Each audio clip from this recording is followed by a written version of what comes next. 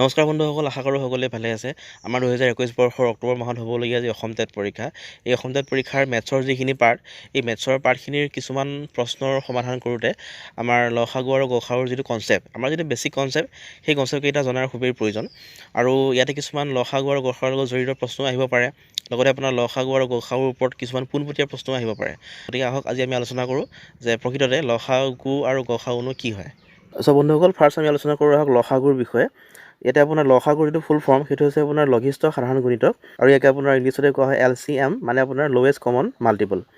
গতিকে আমি ইয়াতে চাওঁ দুটা বা তিনিটা বা তাতকৈ বেছি সংখ্যাৰ লসাগুনো কি হয়। গতিকে ইয়াতে আপোনাৰ মই দুটা খুবেই চিম্পুল সংখ্যা লৈছোঁ, 2 আৰু 3, ঠিকে আছে। এতিয়া মই যদি আপোনাৰ 2ৰ গুণিতকবিলাক উলিয়াবলৈ যাওঁ, তেন্তে কি হ'ব? 2 গুণ 2, 2 2 গুণ 4, 2 3 গুণ 6, 2 4 গুণ 8, 2 5 গুণ 10, 2 6 গুণ 12 ইত্যাদি। ইফালে আৰু থাকিব, মই লিখা নাই বৰ্তমান। আকৌ যদি মই আপোনাৰ 3 গুণিতকবিলাক উলিয়াবলৈ যাওঁ, তেন্তে 3 গুণ 3, 3 2 গুণ 6, 3 3 গুণ 9, 3 4 গুণ 12, 3 5 গুণ 15 ইত্যাদি। এইফালে গৈ থাকিব, মই লিখা নাই। গতিকে যদি আমি ইয়াতে চাবলৈ যাওঁ, তেন্তে 2 আৰু 3ৰ গুণিতকবোৰৰ ভিতৰতনো কি মিলিছে?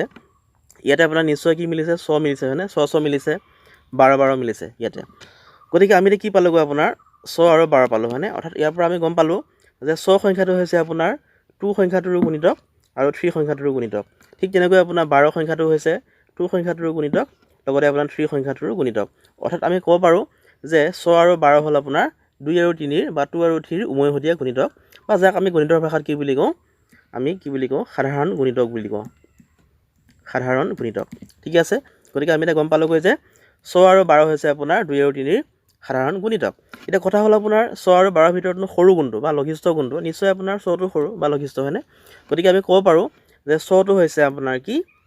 6টো হৈছে আপোনাৰ 2 আৰু 3ৰ লঘিষ্ঠ সাধাৰণ গুণিতক বা চমুতে আপোনাৰ লসাগু, ঠিক আছে। এতিয়া যদি মই সহজ ভাষাত ক'বলৈ যাওঁ, বা যদি মই এতিয়া সাধাৰণ ভাষাত বা বাক্যত ক'বলৈ যাওঁ, লসাগু হৈছে কি আপোনাৰ? আমি যিকেইটা সংখ্যাৰ লসাগু উলিয়াম, লাগিলে সি 2টাই হওক বা 3টাই হওক বা তাতকৈ বেছিয়ে হওক, আমি যিকেইটা সংখ্যাৰ লসাগু উলিয়াম, সেই সংখ্যাকেইটাৰে উমৈহতীয়াকৈ বা সেই সংখ্যাকেইটাৰে গোটেইকেইটাৰে হৰণ যোৱা চবতকৈ সৰু সংখ্যাটো হৈছে লসাগু। গতিকে আমি যদি চাওঁ, তেন্তে আপোনাৰ 2 আপোনাৰ 6 হৰণ যায় আপোনাৰ 3 বাৰ, আনহাতে আপোনাৰ 3 হৰণ যায় আপোনাৰ কেইবাৰ? 2 বাৰ। গতিকে আমি গম পালোঁ যে 2 আৰু 3 দুইটা সংখ্যাৰে উমৈহতীয়াভাৱে হৰণ যোৱা চবতকৈ সৰু সংখ্যাটো হৈছে 6। গতিকে আমি কি পালোঁ? ইয়াৰ লসাগু বা এলচিএমটো হৈছে আপোনাৰ 6। গতিকে আমি এতিয়া নেক্সট আলোচনা কৰোঁ আহক গসাউৰ বিষয়ে, যাক নেকি আমি ইংলিছতে কওঁ HCF বুলি। গসাউৰ যিটো ফুল ফৰ্ম, সেইটো হৈছে গৰিষ্ঠ সাধাৰণ উৎপাদক, আৰু HCF মানে হৈছে আপোনাৰ হায়েষ্ট কমন ফেক্টৰ। গতিকে ইও এটা খুবেই সাধাৰণ কনচেপ্ট হয়। আপোনাৰ যদি মই দুটা সংখ্যা লওঁ, ইয়াতে খুবেই দুটা সৰু সংখ্যা, চিম্পুল সংখ্যা 10 আৰু 5। যদি মই এতিয়া 10ৰ উৎপাদকবোৰ উলিয়াওঁ, তেন্তে কি হ'ব? আপোনাৰ 1 হ'ব, 2 হ'ব, 5 আৰু 10 হ'ব, হয়নে? আৰু এটা সংখ্যাৰ উৎপাদক মানে হৈছে কি? আপোনাৰ সংখ্যাটোক নেকি যিবিলাক সংখ্যাৰে হৰণ যায়, হয়নে? সেইবোৰে হৈছে আপোনাৰ সংখ্যাটোৰ উৎপাদক। এতিয়া ইয়াতে আপোনাৰ 10 সংখ্যাটোক 1 হৰণ যায়, 10 বাৰ যায়, 2 যায় আপোনাৰ 5 বাৰ, 5 যায় আপোনাৰ 2 বাৰ, আৰু 10 যায় আপোনাৰ এবাৰ। গতিকে আপোনাৰ ইয়াতে 10ৰ যিবিলাক উৎপাদক সেইবোৰ হৈছে 1, 2, 5 আৰু 10। আৰু ঠিক তেনেকৈ যদি মই 5ৰ উৎপাদকবোৰ উলিয়াওঁ, তেন্তে কি হ'ব আপোনাৰ? আৰু 5 সংখ্যাটো এটা মৌলিক সংখ্যা, আৰু যিসকলে নেকি মৌলিক সংখ্যাৰ বিষয়ে নাজানে তেওঁলোকে কমেণ্ট কৰিব, মই নিশ্চয় এটা ভিডিঅ' বনাবলৈ চেষ্টা কৰিম মৌলিক সংখ্যাৰ বিষয়ে। আৰু 5টো মৌলিক সংখ্যাৰ কাৰণে কি হ'ব? ইয়াৰ উৎপাদক কেৱল দুটাই হ'ব, এটা হৈছে 1 আৰু এটা সি নিজেই 5। অৰ্থাৎ আপোনাৰ 5 সংখ্যাটোক কেৱল দুটা সংখ্যাৰে হৰণ যায়, 1 যায় আৰু 5 যায়, 1 যায় 5 বাৰ আৰু 5 যায় এবাৰ, হয়নে? গতিকে আমি এতিয়া কি পালোঁগৈ? আমি এতিয়া আপোনাৰ 10ৰ উৎপাদক পালোঁ এইকেইটা, আৰু 5ৰ উৎপাদক পালোঁ আমি এইকেইটা। আপোনাৰ যিহেতু গসাউ মানে হৈছে গৰিষ্ঠ সাধাৰণ উৎপাদক, চ' আমি এতিয়া ইয়াতে চাব লাগে যে কি সংখ্যানো মিলিছে ইয়াতে। অৰ্থাৎ ইয়াতে আপোনাৰ কি মিলিছে? আপোনাৰ 1টো মিলিব, হয়নে? সকলোতে মিলিব, 1টো মিলিব, আৰু কি মিলিছে? আপোনাৰ 5টো ইয়াতে মিলিছে, আৰুটো মিলা নাই। গতিকে আমি এতিয়া গম পালোঁ যে ইয়াতে কি মিলিছে? 1 আৰু 5 মিলিছে। অৰ্থাৎ ইয়াৰ পৰা আমি ক'ব পাৰোঁ যে 1 আৰু 5 হ'ল আপোনাৰ 10 আৰু 5ৰ কি? সাধাৰণ উৎপাদক। এইকেইটা হ'ল আপোনাৰ কি? এইকেইটা হ'ল আপোনাৰ 10 আৰু 5ৰ সাধাৰণ উৎপাদক, ঠিকে আছে। এতিয়া আমাক লাগে গৰিষ্ঠ সাধাৰণ উৎপাদক, হয় নে নহয়? গসাউ লাগে, মানে গৰিষ্ঠ সাধাৰণ উৎপাদক। গৰিষ্ঠ মানে ডাঙৰ।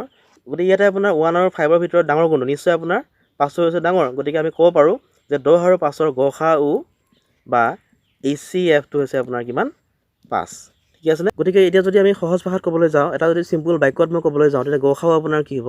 গসাউ হ'ল আপোনাৰ কি? 2টা 3টা বা তাতকৈ বেছি সংখ্যাক উমৈহতীয়াভাৱে হৰণ যোৱা চবতকৈ ডাঙৰ যিটো সংখ্যা, সেইটো হ'ল আপোনাৰ গসাউ। এতিয়া চাওক, আপোনাৰ ইয়াতে 10 আৰু 5 সংখ্যাটো, হয়নে? আৰু সিহঁতৰ গসাউ আমি কি পালোঁ? 5 পালোঁ। এতিয়া আপোনাৰ 5 সংখ্যাটোৰে আপোনাৰ 10ক হৰণ যায় 2 বাৰ, আনহাতে আপোনাৰ 5 সংখ্যাটোৰে আপোনাৰ 5ৰ ঘন যায় এবাৰ।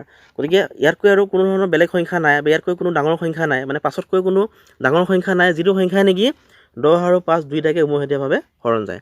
গতিকে 5টোৱে হৈছে চবতকৈ বৃহত্তম সংখ্যা বা চবতকৈ ডাঙৰ সংখ্যা, যিটো সংখ্যাই নেকি 10 আৰু 5ক উমৈহতীয়াভাৱে বা দুইটাকে হৰণ যায়। গতিকে আমি ক'ব পাৰিম যে 5টো হৈছে আপোনাৰ 10 আৰু 5ৰ গসাউ। ঠিক আছে। গতিকে বন্ধুসকল, এইখিনি আছিলে আজিৰ লসাগু আৰু গসাউৰ সাধাৰণ কনচেপ্ট। আপোনাৰ যদিও সাধাৰণ কনচেপ্ট হয়, কিন্তু আমাৰ প্ৰত্যেকবিলাক পৰীক্ষাতে, অকল অসম টেট বুলিয়ে নহয়, আপোনাৰ যিকোনো পৰীক্ষাতে আপোনাৰ লসাগু আৰু গসাউৰ কনচেপ্টটো খুবেই প্ৰয়োজনীয় হয়। আপোনাৰ বিশেষকৈ লসাগুটো প্ৰয়োজনীয় হয় ক'ত আপোনাৰ যিবিলাক ভগ্নাংশৰ যোগ বিয়োগ কৰিব লাগে আমি, হয়নে? বা আপোনাৰ কিছুমান অংক আছে য'ত নেকি আমি লসাগু উলিয়াব লাগে, গতিকে তাতে আপোনাৰ খুবেই প্ৰয়োজনীয় হয়। গতিকে মোৰ যিটো নেক্সট ভিডিঅ' হ'ব তাতে মই দেখুৱাবলৈ চেষ্টা কৰিম যে লসাগুনো কেনেকৈ উলিয়াই অতি চমু পদ্ধতিৰে, বা আপোনাৰ গসাগুনো কেনেকৈ উলিওৱা হয় অতি চমু পদ্ধতিৰে। আৰু ভাল লাগিলে লাইক কৰিব আৰু শ্বেয়াৰ কৰিব, আৰু যদি কিবা কুৱেশ্যন থাকে নিশ্চয় কমেণ্ট কৰিব। আৰু যিসকলে প্ৰথমবাৰৰ কাৰণে চাইছে তেওঁলোকে অনুগ্ৰহ কৰি মোৰ চেনেলটো ছাবস্ক্ৰাইব কৰি দিব, লগতে বেল আইকনটো দবাই দিব, যাতে মই দিয়া ভিডিঅ'বিলাক সদায় পাই থাকে। কাৰণ মই আপোনাৰ অসম টেটৰ লগত জড়িত ভিডিঅ' বা আপোনাৰ মেথছৰ লগত জড়িত ভিডিঅ' মই সদায় দি যাম। গতিকে এইটোৱে আছিলে আজিৰ ভিডিঅ'। চোৱাৰ কাৰণে বহুত ধন্যবাদ। নমস্কাৰ। জয় অসম।